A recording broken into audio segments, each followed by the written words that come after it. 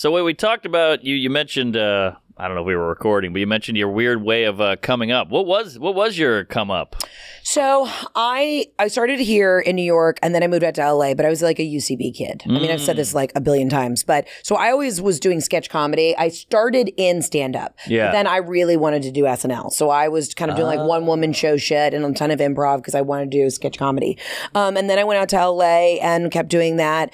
But I really was like, I got to go back to my love stand-up because, you know, it was just...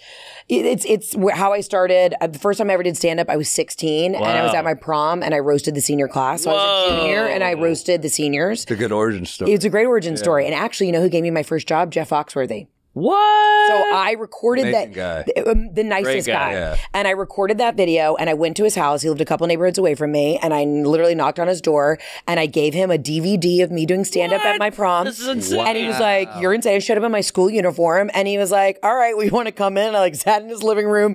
And I was like, just so you know, like, this is what I'm going to do for a living. If I'm about to graduate in like 2 years, I'd love like if you could teach me the ropes. Lord. So when I graduated high school, he was shooting his show, the Blue Collar Comedy Tour, which was a sketch show. They did stand up and sketch. It was on Comedy Central. They shot it at the Alliance Theater in Atlanta. So that was my first gig. So I worked for him as a writer's assistant for that whole season before I went to Ole Miss.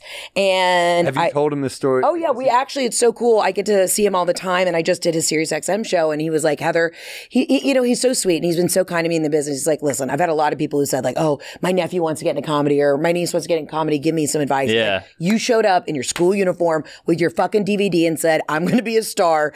Open the doors, and he said, I knew you were going to make it. Wow. Yeah, so sweet. And I'm writing a TV show right now. Hopefully it gets picked up. Hulu, pick up the fucking show. And I want him to play a very important character in it and make it kind of come full circle. That's amazing. Yeah. I've done the show too. He's so cool. He's like, so nice. He's so Nice. soft-spoken and thoughtful, and like he's really And he's he's the man. great act. I mean, like Yeah. when I was a kid, we had 2 comedy cassettes that we'd put in the car, and one was Cosby's himself, and one was How Do You Know You're a Redneck or whatever. And we wore that shit out. And one of them isn't a rapist. Yeah. Cosby. It was wild working for that show, though, because Larry the Cable Guy's fans were these like unhinged, deranged, like redneck women. And I would, you know, be running around. I had my little lanyard on that obviously showed that I was in production. These women would like drop off panties. And I'm like 18 years old and they're like, hey, get my dirty drawers to Larry. And I was like, you're a sick fuck. I'm just dropping off to Chick-fil-A catering. Leave me the fuck alone. And he was always like, God damn, these women are nuts. It was wild to like bat off his fans. Well, that was a huge... People forget about that. That was like arenas. They were huge. The Blue Collar Comedy Tour was huge. Ron White, man. Dude, I had to drop off a script at Ron White's house one morning. It was a Sunday morning, like 8 a.m. He answers the door in his underwear and he's like, oh, goddamn. He like kind of looked me up and down. He's like, well, fuck, you want to come in? I was like, I'm so sorry, Mr. White. He's like, you want a drink? I feel like you drove over to my house at 8 a.m. on a Sunday because I had to deliver scripts. And he's like, a drink. He's like, you want to come in? I mean, shit, I think my wife's making pancakes. He's like, you want a mimosa? I was like, I actually have to go meet my parents at the country club for brunch, but thank you so much. Like a doll and Bill Engvall, all those guys. They were so For a second, great. I thought he was trying to fuck you. No, can I be honest with you? I probably thought he was too, but no, he was actually a doll. He was just like, he came all the way over here. You want to smoke a cigarette? He was very nice. I got to tell you, I'll do the mothership in Austin every now and then, and he's there every night and still killing, still charming. Yeah, he's the best. Thin as a rail now, and he plays golf all day. He's living the dream. Yeah. Yeah, he's a classic. His stuff I would listen to with like my mom, and she's like, this guy's so good. He's smooth as silk. So smooth. One of the best. I mean, that whole album. Tater salad. Oh my God, Cheating in Columbus, that track. I mean, like so many tracks that are. Oh yeah. Yeah, that was fun. Apparently, there might be a rumor, but he got the law changed where you can't smoke in theaters, but if it's performance, you can do it. So he got the cigar going. Good for him. Yeah. These guys were the best, but Jeff was always just so kind to me. And then I went to college and I was doing it, but I was in Mississippi and, you know, I was doing improv and all that shit. And then I moved to New York right after, but I was like, and we were in this like really intense conservatory, like theater program. And they were like, you know, like, listen, I'm a classically trained actor, but I was like, I'm going to go do comedy. And my professors fucking hated it. And they were like, no, you need to like die on the fucking sword of art. And I was like, no, I already knew what I wanted to do. And I just said, suck it. And I came to New York. Do you want? Is there a party like you said you're working on a show? Is there a party that like you really do want to make a show still, right? Well, here's the thing. I miss the character work. I want to put on a crunchy wig. I want to smoke menthols, drive a Mazda Miata, and tell somebody else's story.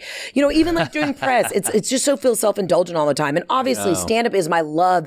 And you don't have to deal with the fucking bullshit of network execs and all this shit. You know what I mean? It's like, if you put asses in seats, you can go do the fucking thing. You got that right. So that is like the drug. I will never stop doing that, but I would love to put on a wig and play somebody really fucking gnarly. And do that, live that life. So you said you're like characters, the big part of your stuff. Were you like a big Lily Tomlin person growing up? Huge Lily Tomlin person. I mean, one of my favorites of all time.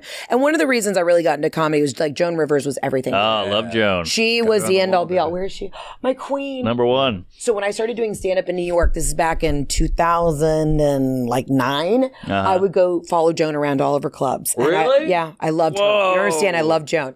And I was doing a gig one night and I came outside. I was waiting for her by the door. And I said, Miss Rivers, like, I don't want to bother you, but I just want you to know, like, you're the reason why I got into stand up. And she's like, honey, you got a chutzpah. I'm not worried about you. It was Fat Tuesday and she had Mardi Gras beads and she put beads around my neck. And I was like, oh, this is perfect. And then I moved to LA and I saw her at a restaurant. This was like maybe a couple months before she died.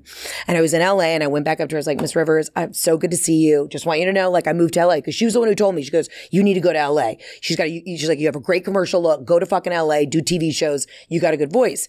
So I went there and I was like, I made it to LA. And she's like, you're going to make it. I have a really good feeling. Wow. Yeah, and she died like a couple months later. Man, you got range. Foxworthy and Rivers. I know, right? You're all over the comedy it is true. board. I'd say like my style is probably like if Conan O'Brien and like Joan Rivers had a baby, or maybe it's like, because I do talk about Southern shit, but I'm not like a super Southern comic. Right, but that's probably more my sense of like performance. Because you're not clean. Not at all. So there was a void, I think. Yeah. Because you got your Leanne Morgans or whatever who are very religious, clean. Yeah. And they're great, but we need a fun-loving Atlanta lady who can put a few back. And I like to put a few back and tell you how to give a 4-minute blowjob. You know what I mean? And it throws people off too, because people always try to like pin Leanne and I together, and we're friends. I adore her, but I'm like, no, it's two separate, very different styles of comedy. Yes. But I think I tapped into a market because I was saying all the things that these like Southern women felt, but maybe didn't have the balls to say. They said it at their bunco group, you know, but they didn't say it out and about. Well, the Southern thing is real. Like, I go back and you even Nashville, like my early years, I would realize like, oh, you guys are kind of buttoned up. Like, it's still Bible belty there. And I always had to kind of readjust my act a little. People forget about it. It's still there. It's still ruminating that Southern religious. They know it. I just again stroked out. But Don't play go to a bunch of on us. I know, honestly. Play to a bunch of Southern women and you could really let it rip. The Southern women are like, fuck yeah, go harder. Okay. It's the Southern men that I actually think are a little like, you know, conservative, a little more conservative. Yeah, I agree. Maybe that's just, you know, my experience, but well, it's funny because we are conservative a little deep down, but we party like fucking animals. Yeah. So that's how we get it out.